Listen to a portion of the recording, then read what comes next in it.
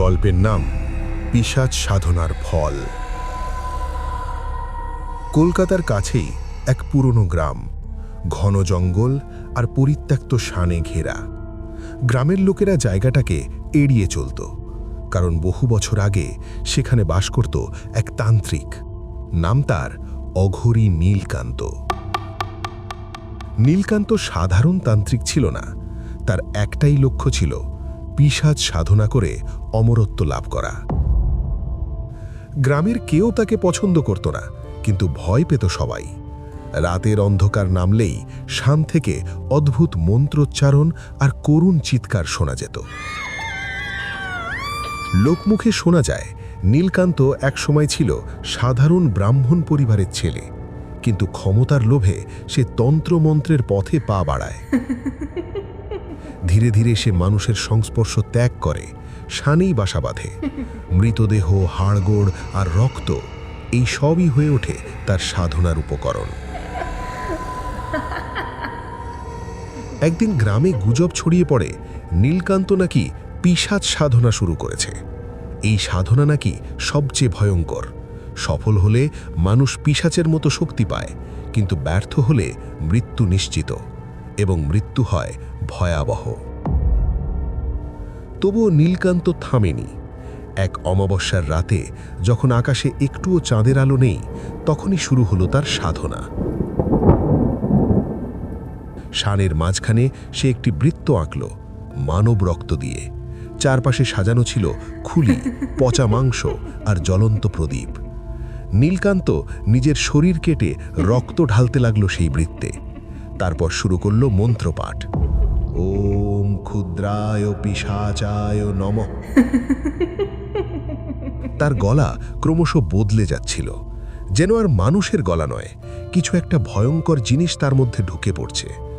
মন্ত্র যত এগোতে লাগল, চারপাশের পরিবেশ ততই অস্বাভাবিক হয়ে উঠল। বাতাস ঠান্ডা হয়ে গেল, গাছগুলো যেন কাঁপতে লাগল। দূরে কোথাও শিয়ালের হাহাকার শোনা গেল। হঠাৎ বৃত্তের ভেতর থেকে এক অদ্ভুত ছায়া উঠতে লাগল। প্রথমে ধোঁয়ার মতো, তারপর ধীরে ধীরে একটি আকার নিল। লম্বা, কঙ্কালসার, চোখ দুটো লাল আগুনের মতো জ্বলছে। মুখে ছিল এক বিকৃত হাসি। নীলকান্ত আনন্দে হেসে উঠল। এসেছিস, অবশেষে এসেছিস, আমি তোকে বশ করব। পিশাচ কিছুক্ষণ চুপ করে তার দিকে তাকিয়ে রইল। তারপর এক অদ্ভুত কণ্ঠে বলল, তুই জানিস এর মূল্য কি? নীলকান্ত হেসে বলল, আমি সব দিতে রাজি, শুধু শক্তি চাই। পিশাচ ধীরে ধীরে এগিয়ে এলো। সব দিতে পারবি? নীলকান্ত মাথা নাড়ল। তার চোখে তখন শুধুই লোভ। হঠাৎ পিশাচের মুখের হাসি বদলে গেল, তা হয়ে উঠল ভয়ঙ্কর। তাহলে তোর প্রাণটাই দে। এই কথাটা শোনার সঙ্গে সঙ্গে নীলকান্ত বুঝতে পারল সে ভুল করেছে।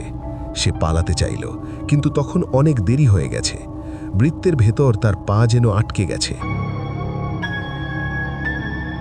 সে যতই চেষ্টা করুক, বেরোতে পারছে না। পিশাচ তার সামনে এসে দাঁড়ালো।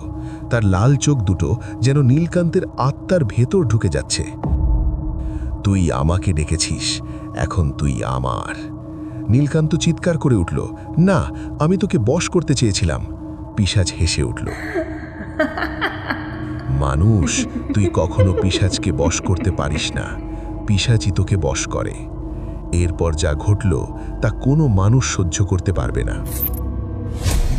পিশাচ ধীরে ধীরে তার শরীর ছিঁড়তে শুরু করল, কিন্তু সে মারা গেল না, বরং তার চিৎকার আরো জোরে হতে লাগলো। মনে হচ্ছিল তার শরীর নয়, তার আত্মা ছেড়ে নেওয়া হচ্ছে। চারপাশে ঝড় উঠল, প্রদীপগুলো নিভে গেল। অন্ধকারে শুধু শোনা যাচ্ছিল নীলকান্তের আর্তনাদ। তারপর সব শান্ত। পরদিন সকালে কিছু গ্রামবাসী সাহস করে শানে গেল। তারা দেখল বৃত্তের মাঝে পড়ে আছে নীলকান্তের নিথর দেহ, কিন্তু তার চোখ দুটো খোলা, আর সেই চোখে জমে আছে ভয়। তার শরীরে কোনো ক্ষত নেই, কিন্তু মুখটা এমন বিকৃত যেন মৃত্যুর আগ মুহূর্তে সে এমন কিছু দেখেছে যা ভাষায় বোঝানো যায় না। কিন্তু সবচেয়ে ভয়ঙ্কর জিনিসটা ছিল অন্য। তার ছায়া নেই। সূর্যের আলো পড়ছে, কিন্তু মাটিতে তার কোনো ছায়া পড়ছে না।